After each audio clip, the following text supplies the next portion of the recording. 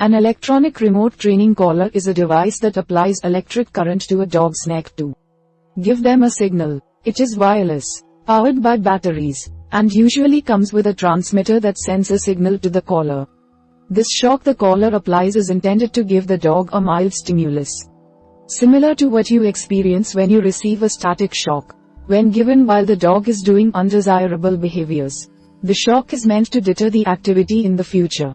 Electronic remote training collars allow you to train your dog with positive punishment from a distance and give you the ability to train your dog even when it can't actually see or hear your commands. So, we are going to watch about the how to use an electronic dog training collar.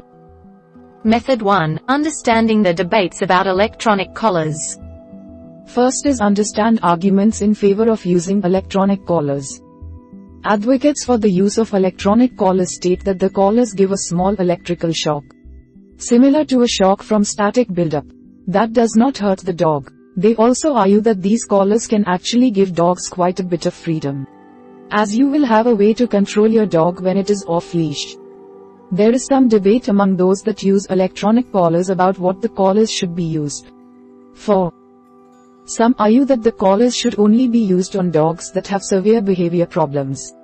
For instance, to change behavior that could get a dog put down.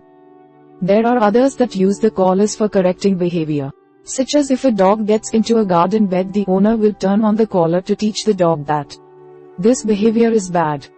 There are others still that use the collar to signal a dog to do positive behaviors, such as sitting, staying, or lying down. Step 2. Understand arguments against using electronic collars.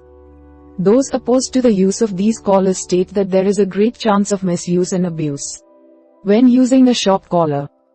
In addition, opponents argue that other training systems, such as simple positive reinforcement of behavior, can be just as effective.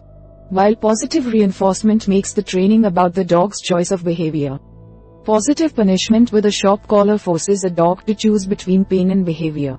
Finally, decide if using an electronic collar on your dog is right for you and your dog.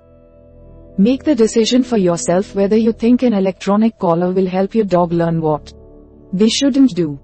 If you do decide to use it, make sure to follow the manufacturer's instructions and use the collar properly. Not as punishment but to reinforce behavior. If you plan on using an electric collar, hire a professional trainer to help you out. Method 2. Using an electronic remote training collar. First is read the instructions that come with the collar. Do this before you put it on your dog. There are many different kinds of electronic remote training collars available and you need to know how to operate the collar before trying it on your dog. Step 2. Put the batteries in the collar and in the transmitter. Make sure both function before you put them on your dog.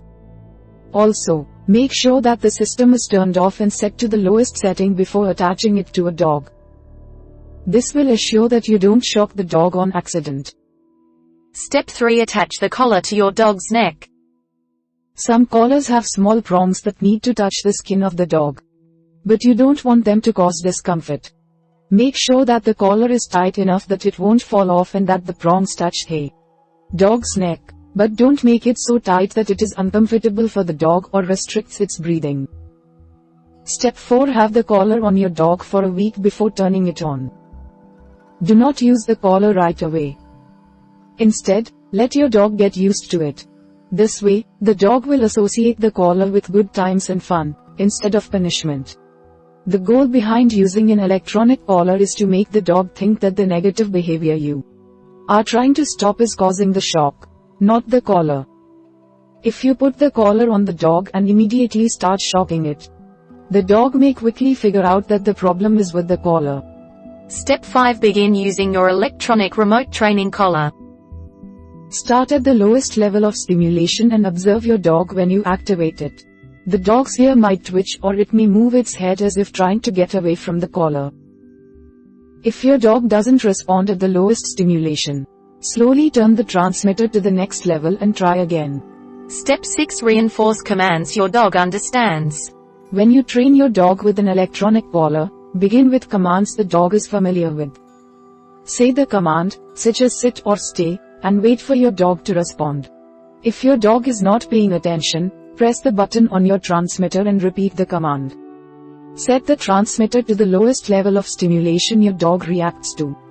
When you use an electronic collar, you want to train your dog, not hurt him. Praise your dog as soon as it responds. Reward it with a pat, by saying, "Good dog," or with a special treat. When you train dogs, you want to reinforce their good behavior with a reward. Finally, control bad behavior. You may use an electronic collar to manage annoying or aggressive behavior. For instance, if your dog digs holes in the backyard whenever you let him outside, be ready to use an electronic collar to train him when you let him out. When the dog begins to dig, or engage in whatever behavior you want to control, activate the transmitter. Do not hold the button down for more than 3 seconds and do not punch it repeatedly. The object is to train your dog, not injure him. Don't let your dog see you. You don't want your dog to know you are causing the unpleasant sensation around its neck when it starts digging. Rather, you want your dog to associate the sensation with bad behavior. We hope it is useful to you. Please subscribe to our channel to upskill yourself.